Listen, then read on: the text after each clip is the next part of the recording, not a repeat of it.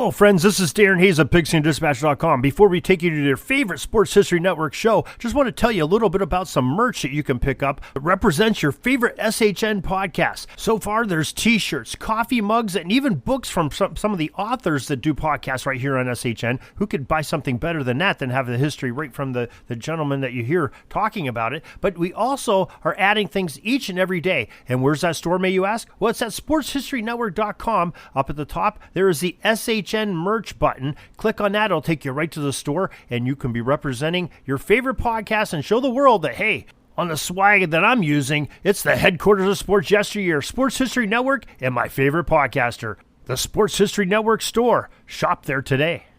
Now it's time to take a sports break, a look at sports history on a daily basis. Hello, my friends of sports history. This is Darren Hayes of the Sports Jersey Dispatch podcast. Welcome once again to your sports break for this October 6th edition. And before we get to your uniform numbers and some of the greatest players and plays that ever happened on the date of October 6th, just wanted to let you know that we have an email address. We'd love to have your feedback, love to hear your comments, suggestions, any other things you have to say to us here in the Pigpen. It's pigskindispatch@gmail.com. Any comments for Pigskin Dispatch or Jersey Dispatch.com are more than welcome, as well as anything you have nice to say about Orville Mulligan, sports writer, as well. Now, your uniform numbers we'll talk about today are the numbers 32, 22, 5, 35, 8, and number 3. October 6, 1911, the Boston Rustlers, future Baseball Hall of Fame pitcher Cy Young's Major League Baseball farewell appearance is a letdown as he loses a game 13-3 to the Brooklyn Dodgers in his 906th game that he played in. October 6, 1919, Chicago White Sox catcher Ray Schalk is the second man ejected from the Baseball World Series in Game 5 versus the Cincinnati Reds. He was angered when pitchers Eddie Sassati and Lefty Williams refused to follow his signals during a 5-0 loss. October 6, 1920, the first brothers who opposed each other in the World Series occurs as Cleveland's Wheeler Johnston pitch hits as his brother Jimmy Johnston played third base for the Brooklyn team.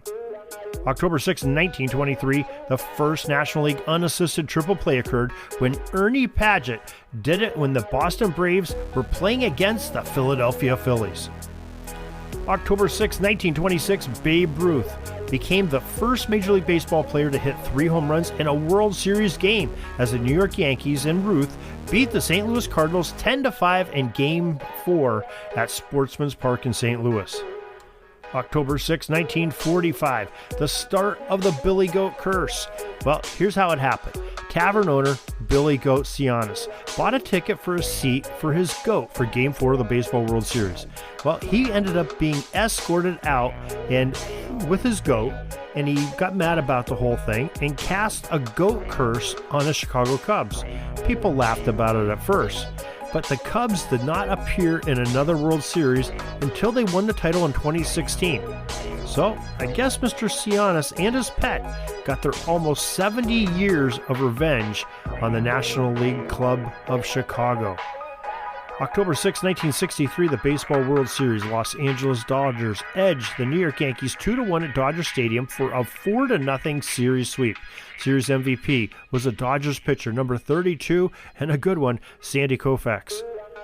October 6, 1966, Baltimore Orioles pitcher number 22, Jim Palmer, at just the age of 20 years old, became the youngest pitcher to record a World Series shutout as Baltimore defeated the Los Angeles Dodgers 6-0 in Game 2 at Dodger Stadium. October 6, 1978, Kansas City Royals number 5, George Brett, hits 3 home runs, but the Yankees end up winning the championship game over the Royals in Game 3, 6-5. October 6, 1983, the New York Islanders number 22, Mike Bossy, has his 25th career hat trick recorded as his stick was sharp that night. October 6, 1985, the New York Yankees knuckleballer number 35, Phil Niekro, becomes the 18th pitcher to win 300 games. At age 46, he becomes the oldest to pitch a shutout, defeating the Toronto Blue Jays 8-0 was the score in that game. October 6, 1991, New York Mets number 44, David Cone, tied a National League record by striking out 19 of the Philadelphia Phillies batters in a game. And October 6, 1996, the New York Jets, number 8, Nick Lowry, ended up tying Jan Stenerud, who famously wore number 3 for much of his NFL career. They both had 373 National Football League field goals made, and that is quite an accomplishment by both men, and that's why they are both in high regard for the kicking in the NFL. So we thank you for joining us for this sports break. Thank you for joining us in the sports history. Hope you join us each and every day for more and more sports history. You can catch more at sportshistorynetwork.com. 30 podcasters bringing you all kinds of great sports history each and every day. There's thousands of hours of recorded for your listening enjoyment and free to download. Go to sportshistorynetwork.com to find more. And go to pigskindispatch.com for your football and Jersey Dispatch for more great sports history. Till tomorrow, everybody, have a great sports history day. Sorry, but my pitching coach just called timeout and he's coming out to the mound. I think I'm going to get yanked for a reliever. We'll see you back tomorrow for some more great sports history on Sports Jersey Dispatch Podcast. We invite you to check out our websites, jerseydispatch.com and pigskindispatch.com. Not only see the daily sports history, but to experience the preservation of great events and people that play the games. Find us on Pigskin Dispatch. It's also on social media outlets of Facebook, Twitter, Instagram, and don't forget the Pigskin Dispatch YouTube channel to get all your daily sports history.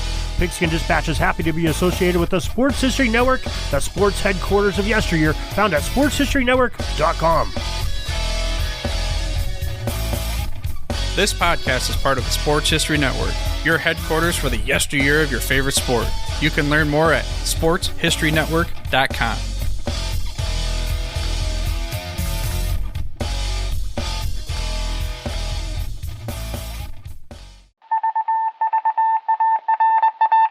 It was just another ordinary day in the offices of the Pittsburgh Guardian newspaper circa 1924. But for Marla Delft, assistant editor, everything was about to change.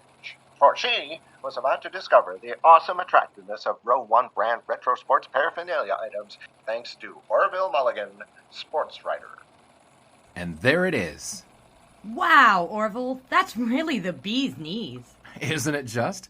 A poster-sized replica of the actual 1909 World Series program cover. I can see that. But where did you get it? And where'd you get it framed? I ordered it from the Row 1 website, where over 6,000 items of sports memorabilia from the 1880s to the 1990s are available for reproduction, in multiple sizes and in several different materials, with over a dozen styles of frame to choose from for prints like this. Well, I'm sure Mr. Delft would love to put up more of these in the office. But I'm equally as sure they're beyond this newspaper's budget. Not at all, my dear Marla. See for yourself. Go to sportshistorynetwork.com/row1. sportshistorynetwork.com/row1. Oh my, these are good prices. Oh, and look at this stuff. Oklahoma-Nebraska football, college basketball art, Michael Jordan items. And so retro it was that sports Marla Delft advertisement discovered the placards. splendiferous magic of Row 1 sports memorabilia, arts, and prints. You can too by visiting sportshistorynetwork.com/row1. That's ROW1 today for access to the full Row 1 catalog of gallery prints and gifts like t-shirts, long-sleeve shirts, telephone cases, coffee mugs, blankets, pillows, towels, and even shower curtains. Act today for 15% discount off all prints with coupon code SHN15 and 20% off all other items with coupon code SHN20 at checkout. And keep your dial locked to the Sports History Network for the exciting chronicles of the 1920 sports world in Orville Mulligan, sports writer. Coming soon.